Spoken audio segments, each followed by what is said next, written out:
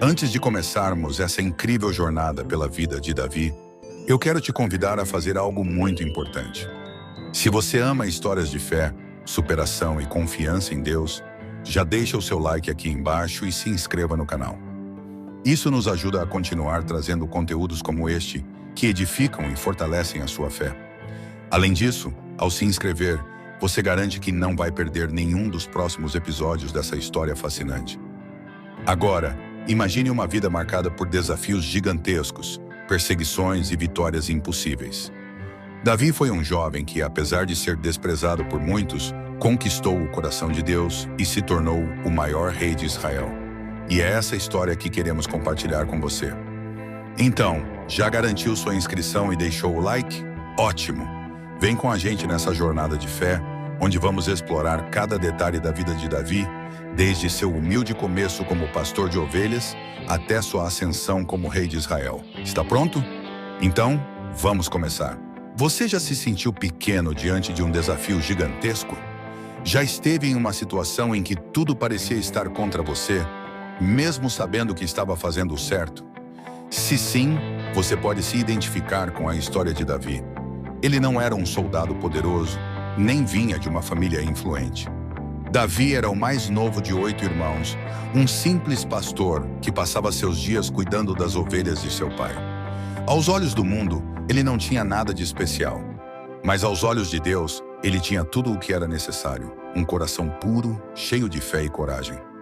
Nossa história começa em Belém, uma pequena cidade nos arredores de Jerusalém. O profeta Samuel foi enviado por Deus em uma missão crucial: encontrar o próximo rei de Israel.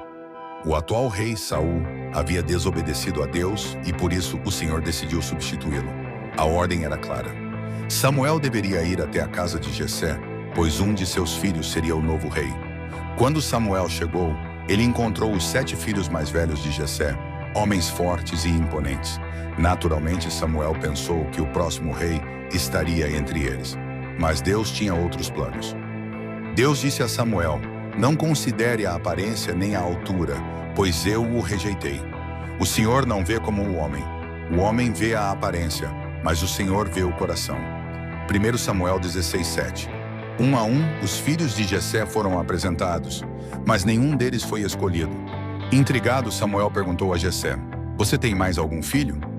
Jessé respondeu que havia o mais jovem, Davi, que estava no campo cuidando das ovelhas. Davi foi chamado, e quando ele apareceu, o Senhor disse a Samuel: "É este, levante-se e unja-o." Davi, o pastor de ovelhas, o mais improvável entre seus irmãos, foi ungido diante de todos eles. O óleo escorreu por sua cabeça, e naquele momento, o Espírito do Senhor veio sobre ele com poder. Imagine a cena: um jovem pastor com terra nas roupas e cheiro de campo, sendo escolhido para ser o futuro rei de Israel. Enquanto seus irmãos, homens fortes e experientes, observavam incrédulos, Davi começava sua jornada para se tornar o maior rei que Israel já conheceu. Mas não pense que tudo mudou de imediato. Após ser ungido, Davi voltou ao campo para cuidar das ovelhas, como se nada tivesse acontecido. Ele ainda era o jovem pastor, mas agora com uma missão divina em seu coração. Deus havia escolhido aquele que o mundo desprezou, e sua história estava apenas começando. Se você já se sentiu pequeno ou desprezado, saiba que Deus vê o seu coração, assim como viu o de Davi. Prepare-se para mergulhar em uma jornada de fé, coragem e transformação. A história de Davi é a prova de que não importa onde você está, agora, se o seu coração estiver alinhado com Deus, Ele pode levar você a lugares que você nunca imaginou. Após ser ungido por Samuel, a vida de Davi aparentemente não mudou muito. Ele voltou ao campo para cuidar das ovelhas de seu pai, como sempre fazia. Contudo, algo grandioso estava sendo preparado por Deus nos bastidores. Enquanto Davi pastoreava em Belém, o rei Saul enfrentava uma grave crise espiritual. O Espírito de Deus havia se afastado de Saul, e um espírito maligno começou a atormentá-lo, deixando o rei em um estado de profunda angústia. Os servos de Saul, em busca de uma solução, sugeriram que alguém habilidoso tocasse harpa para acalmar o rei em seus momentos de tormento. Foi então que o nome de Davi foi mencionado. Um dos servos sabia de suas habilidades musicais e o descreveu a Saul como um homem valente de guerra, prudente em palavras, de boa aparência, e o Senhor está com ele. 1 Samuel 16:18. Saul imediatamente mandou chamar Davi, e o jovem pastor foi levado à corte do rei. Lá, ele tocava sua harpa para acalmar o rei Saul sempre que o espírito maligno o perturbava. Davi não apenas conseguiu aliviar o tormento do rei com sua música, mas também conquistou o favor de Saul, que o apreciava muito. Logo, o jovem passou a ser o escudeiro do rei, um cargo de prestígio que mostrava a confiança de Saul em Davi. Embora Davi estivesse longe de imaginar, este momento na corte de Saul era uma preparação silenciosa e divina para o futuro papel de Davi como líder de Israel. No entanto, o verdadeiro destaque de Davi não estava apenas em sua habilidade musical. O tempo que ele passou na corte de Saul também lhe proporcionou uma oportunidade de observar a liderança, a política do reino e os desafios de governar. Enquanto tocava a harpa para Saul, Davi estava absorvendo lições valiosas sobre liderança e sobre os perigos que acompanhavam o poder. Ele também ganhou a confiança de oficiais e guerreiros do exército de Saul, o que seria crucial em seu futuro como rei. Ainda que essa proximidade com o rei parecesse promissora, Davi não sabia que sua vida tomaria rumos imprevisíveis. Por enquanto, ele era um servo leal, cuja única missão era servir a Deus, aliviar o sofrimento do rei e continuar crescendo espiritualmente. Aos olhos de Davi, ele ainda era apenas um pastor de ovelhas que por acaso servia o rei. No entanto, a história de sua ascensão estava apenas começando. Davi estava prestes a enfrentar desafios muito maiores, que testariam sua fé, coragem e caráter. Embora ainda não estivesse claro para ele, Deus estava preparando o cenário para algo muito maior do que Davi jamais poderia imaginar. O momento mais marcante da juventude de Davi chegou quando os filisteus, inimigos de Israel, desafiaram o exército israelita para um combate singular. Um gigante chamado Golias, que media cerca de 3 metros de altura e vestia uma armadura pesando mais de 50 quilos, desafiou o povo de Deus por 40 dias. Ele ridicularizava Israel e exigia um oponente para enfrentá-lo. Davi, que havia retornado para ajudar seu pai com o trabalho nas terras, foi enviado ao campo de batalha para levar mantimentos para seus irmãos mais velhos. Ao ouvir o desafio de Golias, Davi ficou indignado e perguntou: quem é esse filisteu incircunciso para desafiar os exércitos do Deus vivo? Quando questionado sobre sua capacidade de enfrentar o gigante, Davi respondeu com confiança: o Senhor, que me livrou das garras do leão e do urso, me livrará das mãos desse filisteu. 1 Samuel 17:37. Armado apenas com uma funda e 5 pedras lisas, Davi avançou contra Golias. A diferença entre eles era gritante: um jovem pastor contra um experiente guerreiro, uma funda contra uma espada. No entanto, Davi declarou: você vem contra mim com espada, lança e dardo, mas eu vou contra você em nome do Senhor dos Exércitos. 1 Samuel 17:45. Com um único lançamento de sua funda, Davi atingiu Golias na testa, derrubando o gigante e garantindo a vitória para Israel. Após a vitória impressionante sobre Golias, Davi se tornou um herói em Israel. Ele não era mais visto apenas como um simples pastor, mas como o jovem que havia derrotado o gigante filisteu e libertado o exército de Israel do medo. Sua fama se espalhou rapidamente e ele começou a ganhar o respeito e a admiração de todos. As pessoas cantavam em suas celebrações: Saul matou milhares, mas Davi matou dezenas de milhares. 1 Samuel 18:7. Essas palavras, embora uma expressão de louvor, começaram a gerar uma profunda inveja no coração do rei Saul. Saul, que inicialmente tinha grande apreço por Davi, começou a vê-lo como uma ameaça ao seu trono. A popularidade crescente de Davi despertou insegurança no rei, que sabia que Deus já havia retirado seu favor de sua vida. A partir desse momento, a relação entre Saul e Davi começou a se deteriorar rapidamente. Em vez de ver Davi como um aliado leal, Saul começou a enxergá-lo como um rival, alguém que poderia tomar o seu lugar como rei de Israel. O ciúme de Saul rapidamente se transformou em raiva e paranoia. Ele tentou várias vezes eliminar Davi. Em uma dessas tentativas, enquanto Davi tocava a harpa para acalmar o espírito perturbado de Saul, o rei arremessou uma lança contra ele, tentando matá-lo. No entanto, Davi conseguiu desviar-se a tempo, escapando com sua vida. Este foi o primeiro de muitos ataques contra ele. Mesmo diante das tentativas de assassinato, Davi continuava a servir Saul fielmente, sem jamais levantar sua mão contra o rei. Ele respeitava a posição de Saul como um ungido de Deus, apesar das ações injustas e cruéis que o rei estava tomando. Isso demonstrava o caráter de Davi, sua paciência e sua confiança de que Deus estava no controle de todas as coisas. Em vez de se vingar ou revidar, Davi optou por continuar sua missão, servindo ao rei e ao povo de Israel. A crescente tensão entre Saul e Davi marcaria o início de uma longa perseguição. O rei não conseguia lidar com o sucesso e a popularidade de Davi, o que o levou a um comportamento cada vez mais irracional. No entanto, mesmo em meio à perseguição, Davi permaneceu firme em sua fé e compromisso com Deus, confiando que, no tempo certo, o Senhor cumpriria suas promessas. Em meio à crescente tensão entre Davi e Saul, uma amizade extraordinária começou a florescer entre Davi e Jonatas, o filho do rei Saul.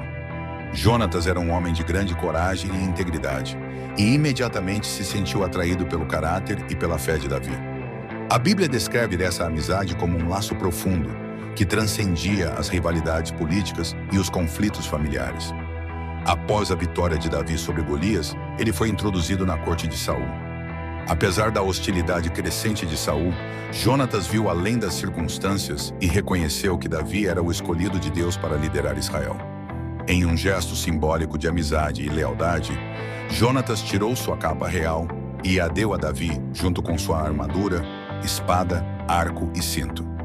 Este ato não era apenas uma demonstração de amizade, era uma abdicação silenciosa do direito ao trono, pois Jonatas estava de fato reconhecendo Davi como o futuro rei. A amizade entre Davi e Jonatas prosperou em um ambiente de crescente tensão. Enquanto Davi se tornava um herói popular entre o povo, Saul, consumido pela inveja, começou a ver Davi como uma ameaça. Jonatas, percebendo a intenção de Saul de matar Davi, fez tudo o que podia para proteger seu amigo. Ele confrontou seu pai, argumentando em favor de Davi e lembrando a Saul de todas as boas ações que Davi havia realizado para Israel. No entanto, a paranoia de Saul não diminuiu, e ele se tornou cada vez mais hostil em relação a Davi. Em um momento crítico, Jonatas e Davi se encontraram em um campo para discutir a situação. Jonatas prometeu a Davi que sempre estaria ao seu lado e que ajudaria a protegê-lo. Eles firmaram um pacto, reconhecendo a profundidade de sua amizade e a certeza de que Deus estava com Davi. O compromisso de Jonatas para com Davi era uma luz em meio à escuridão da perseguição. A amizade entre Davi e Jonatas nos ensina sobre a importância da lealdade e da verdadeira amizade. Mesmo em tempos de grande conflito e incerteza, eles permaneceram unidos. A disposição de Jonatas em colocar o bem-estar de Davi acima de sua própria posição mostra que, mesmo diante das adversidades, o amor e a amizade podem prevalecer. Essa aliança entre os dois não apenas fortaleceu Davi, mas também deixou um legado de fé e amor que duraria muito além de suas vidas. Com o ciúme de Saul crescendo cada vez mais, a vida de Davi começou a estar constantemente em risco. Embora ele tivesse conquistado o favor do povo e até mesmo de Jonatas, o filho de Saul, o rei via Davi como uma ameaça. Quando as tentativas de Saul de matar Davi dentro do palácio falharam, o jovem guerreiro percebeu que precisaria fugir para salvar sua vida. Esse foi o início de um longo período de fuga e exílio. Davi fugiu do palácio, deixando para trás a segurança e a posição que havia conquistado. Agora, ele era um fugitivo, constantemente perseguido por Saul e seus soldados. Ele correu para várias cidades de Israel e até buscou refúgio em terras estrangeiras. Durante esse período, Davi teve que confiar totalmente em Deus para sua proteção, pois sabia que não poderia enfrentar Saul de maneira direta. No entanto, Davi não estava sozinho. Muitos homens começaram a se juntar a ele. Eles eram descritos como aqueles que estavam em apuros, endividados ou descontentes. 1 Samuel 22:2. Esses homens formaram o núcleo do que se tornaria o exército leal de Davi. Embora fossem considerados marginais pela sociedade, Davi os acolheu e os moldou em um grupo disciplinado e determinado. Esse grupo de seguidores leais passou a viver nas cavernas e nas florestas, sempre fugindo de Saul, mas nunca perdendo a fé de que Deus estava no controle. Durante essa fase de fuga, Davi passou por provações que testaram sua fé e caráter.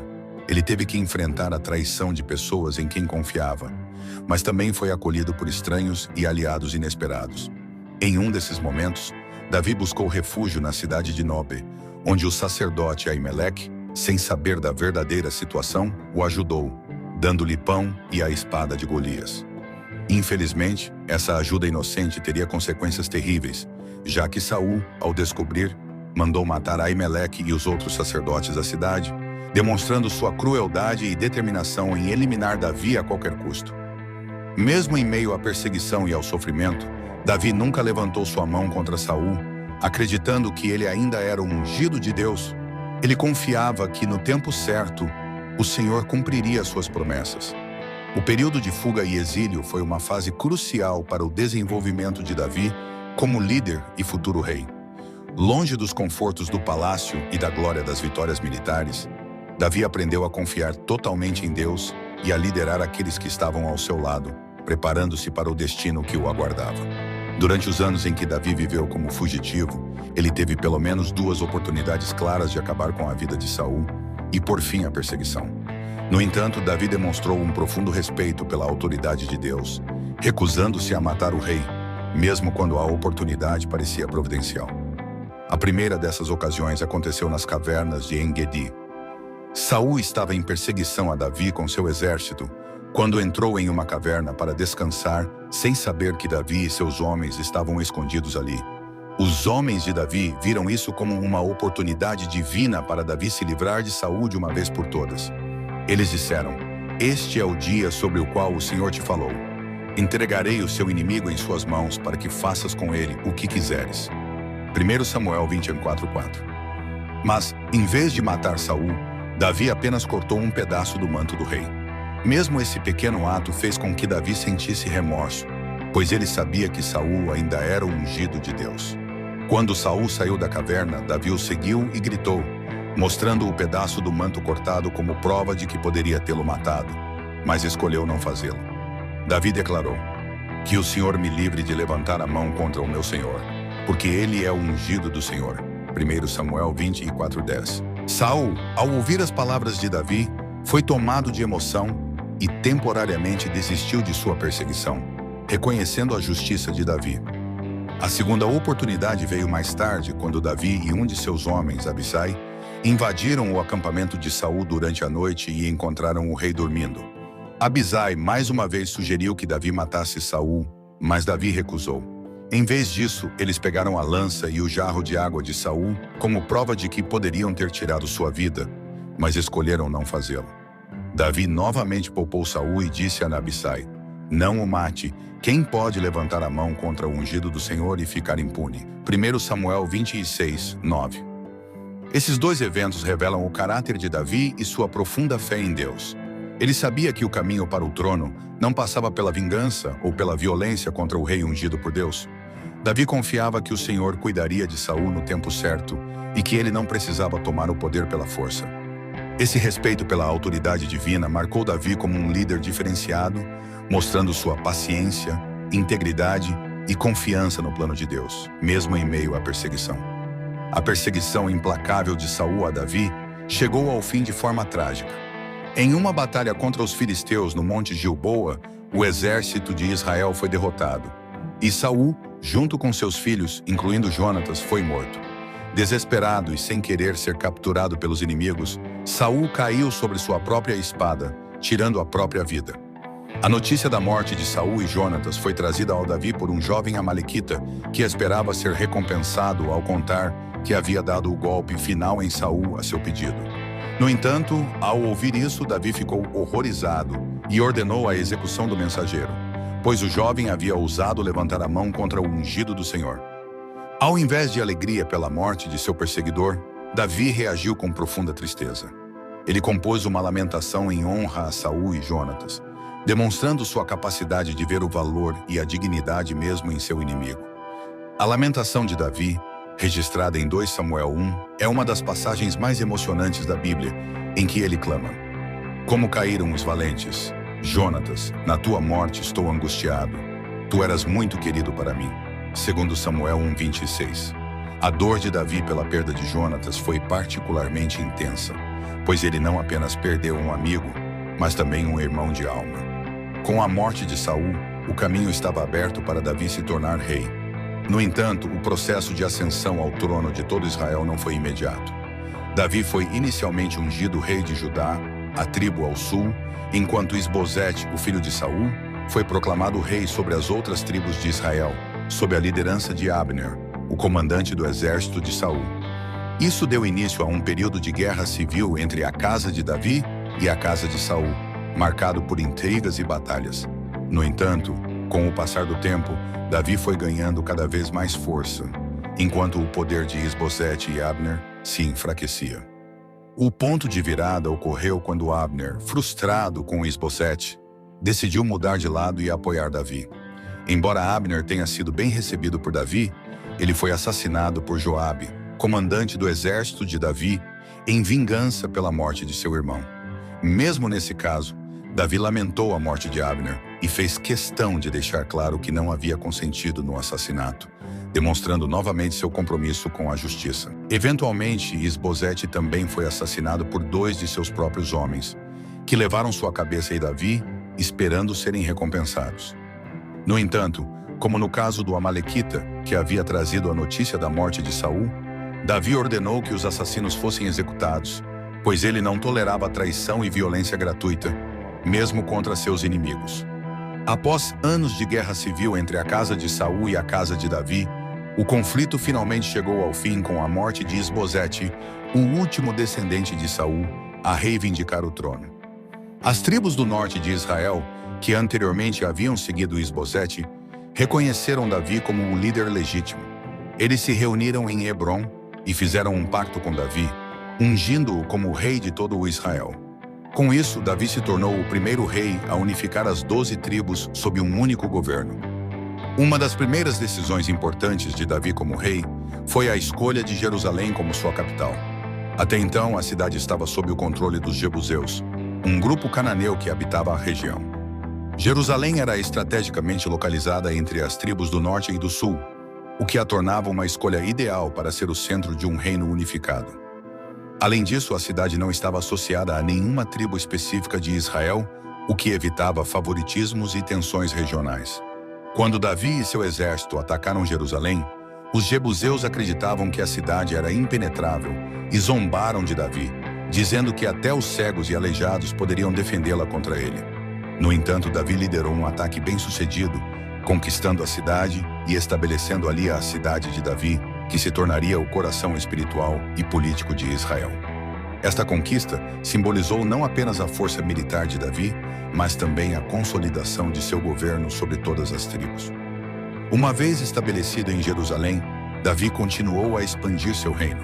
Ele venceu várias batalhas contra os filisteus, que haviam sido inimigos constantes de Israel. Davi buscava sempre a direção de Deus antes de ir à batalha, e o Senhor lhe concedia vitórias significativas. Isso fortaleceu ainda mais seu reinado, trazendo paz e estabilidade ao reino de Israel. Com a capital e o reino unificados, Davi começou a planejar um governo centralizado e a organizar as estruturas administrativas de seu reino. Ele fortaleceu suas alianças políticas e econômicas com outras nações e iniciou a centralização do culto a Deus em Jerusalém, trazendo a Arca da Aliança para a cidade. Essa decisão tinha uma importância espiritual imensa, pois simbolizava que a presença de Deus estava agora no coração do reino de Israel. Jerusalém não era apenas o centro político do novo reino, mas também o centro espiritual, onde a Arca do Senhor estava presente. Davi governou com justiça e buscou estabelecer a paz entre as tribos e seus vizinhos. Seu reinado foi marcado por um período de prosperidade e crescimento para Israel, consolidando sua posição como uma nação forte e unida sob a liderança de um rei fiel a Deus. Após consolidar seu reinado sobre todo o Israel e estabelecer Jerusalém como capital, Davi voltou sua atenção para um importante objetivo espiritual: trazer a Arca da Aliança para a cidade. A Arca representava a presença de Deus entre o povo de Israel e tinha estado afastada do centro da vida nacional por muitos anos. Davi acreditava que Jerusalém deveria não apenas ser o centro político, mas também o centro espiritual de Israel. Davi organizou um grande evento para transportar a arca da casa de Abinadab até Jerusalém. No entanto, durante o trajeto, algo inesperado aconteceu. Quando os bois que carregavam a arca tropeçaram, Uzá, um dos homens que guiava a arca, estendeu a mão para segurá-la, o que resultou em sua morte instantânea. Esse incidente assustou Davi e o povo, pois mostrou que a santidade de Deus não poderia ser tratada com leviandade. O transporte da arca foi interrompido e ela ficou temporariamente na casa de Obed-edom. Após 3 meses, Davi decidiu tentar novamente, desta vez seguindo rigorosamente as instruções de Deus sobre como a arca deveria ser transportada. Os levitas, que eram os responsáveis designados por Deus, carregaram a arca nos ombros, conforme prescrito na lei. A jornada para Jerusalém foi marcada por uma grande celebração, com sacrifícios e cantos de louvor. Davi, cheio de alegria pela presença de Deus, dançou com todas as suas forças diante do Senhor, vestindo uma simples veste sacerdotal de linho. Essa demonstração pública de devoção por parte de Davi não foi bem vista por todos. Mical, sua esposa e filha de Saul, observou a cena da janela e ficou envergonhada pela maneira como Davi, o rei, se expôs ao povo.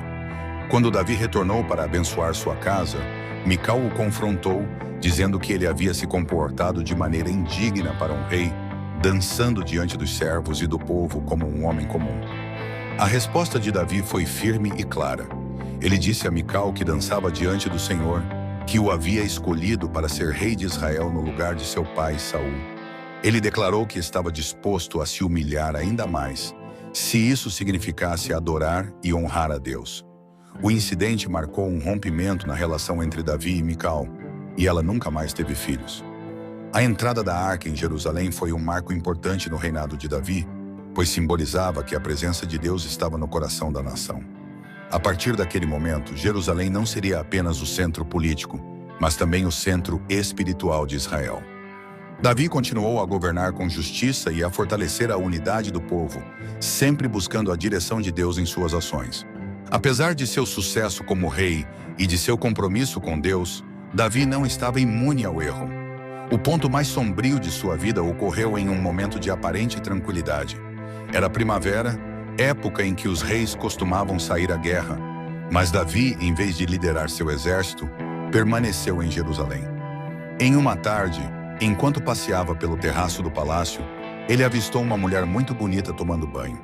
Seu nome era Batseba, e ela era esposa de Urias, um dos soldados mais leais de Davi. Atraído pela beleza de Batseba, Davi mandou buscá-la e acabou cometendo adultério com ela. Pouco tempo depois, Batseba enviou uma mensagem a Davi, informando que estava grávida. Ao invés de confessar seu pecado, Davi tentou ocultá-lo. Ele chamou Urias de volta da batalha, na esperança de que ele passasse a noite com sua esposa e acreditasse que o filho era seu. No entanto, Urias, sendo um homem de integridade, recusou-se a ir para casa enquanto seus companheiros de guerra ainda estavam no campo de batalha. Ele dormiu na entrada do palácio com os servos de Davi. Frustrado com o fracasso de seu plano, Davi tomou uma decisão ainda mais terrível. Ele enviou Urias de volta à frente de batalha com uma carta para Joabe, o comandante do exército. A carta continha ordens para colocar Urias na linha de frente, no local mais perigoso, e então retirar as tropas, deixando-o exposto para morrer. Joabe seguiu as instruções e Urias foi morto em combate. Após a morte de Urias, Davi tomou Batseba como sua esposa, e ela deu à luz o filho que havia sido concebido. Parecia que Davi havia conseguido encobrir seu pecado, mas o Senhor tinha visto tudo. O profeta Natã foi enviado por Deus para confrontar Davi. Natã contou uma parábola sobre um homem rico que, apesar de ter muitos rebanhos, tomou a única ovelha de um homem pobre para preparar um banquete. Davi, ao ouvir a história, ficou indignado e disse que o homem rico merecia a morte. Então Natã o confrontou diretamente. Você é esse homem. Ele expôs o pecado de Davi e anunciou o julgamento de Deus sobre ele. Embora Davi fosse perdoado por Deus por seu arrependimento sincero, as consequências de seu pecado seriam graves. O filho nascido de sua união com Batseba morreria, e a espada nunca mais se afastaria de sua casa.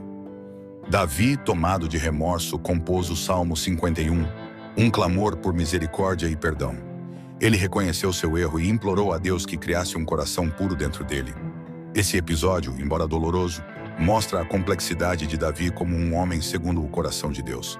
Ele falhou, mas sempre voltou arrependido e quebrantado aos pés do Senhor. Nos anos seguintes, Davi enfrentou muitos desafios familiares e políticos, incluindo a rebelião de seu filho Absalão, que tentou usurpar o trono. Apesar de todas as adversidades, Davi permaneceu fiel a Deus e continuou a reinar com justiça. No final de sua vida, ele decidiu que queria construir um templo para o Senhor em Jerusalém, um lugar permanente para a Arca da Aliança. No entanto, Deus disse a Davi que ele não seria o encarregado de construir o templo, pois havia derramado muito sangue em suas batalhas. Em vez disso, essa tarefa seria realizada por seu filho Salomão. Mesmo assim, Davi fez amplos preparativos para a construção, reunindo materiais, organizando os levitas e estabelecendo planos para o futuro templo. Nos últimos dias de seu reinado, Davi deu conselhos sábios a Salomão, encorajando-o a seguir os caminhos de Deus e a governar com justiça. Davi também liderou o povo em uma oração de dedicação a Deus, expressando gratidão pelas bênçãos recebidas durante seu reinado. Após 40 anos como rei, Davi morreu, deixando um legado de fé, liderança e devoção a Deus. Apesar de seus erros e falhas, Davi é lembrado como um homem segundo o coração de Deus. Um título que reflete sua profunda fé e sua disposição de se arrepender e buscar o perdão divino. Seu legado continuaria através de sua descendência, culminando na vinda de Jesus Cristo, o Filho de Davi, que cumpriria a promessa de um reino eterno. Seu legado continuaria através de sua descendência, culminando na vinda de Jesus Cristo, o Filho de Davi, que cumpriria a promessa de um reino eterno.